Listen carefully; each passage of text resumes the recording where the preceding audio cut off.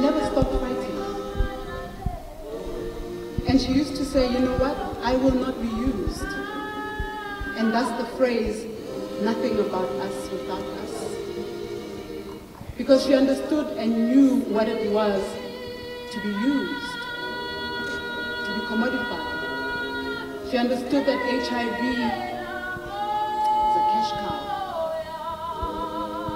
And she said, not here.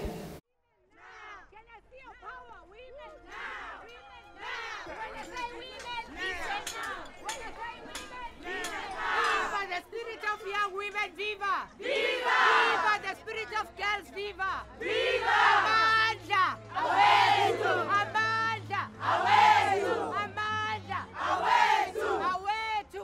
Amanda! Awetu! Amanda! Ah, you got it, guys.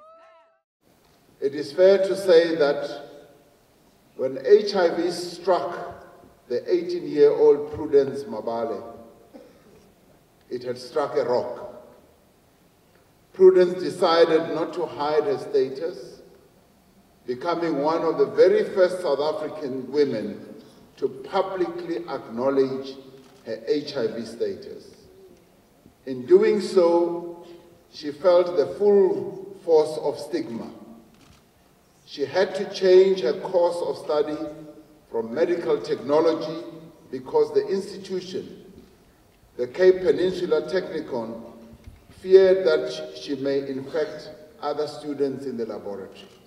For you, Prudence, we will ensure that all young women have access to pre-exposure prophylaxis and other ways of protecting themselves in the same way that you fought for nevirapine for pregnant women living with HIV. We will campaign for resources and political will to stop violence and murder against women and members of the LGBTQI community. We will ensure the decriminalization of women engaged in sex work.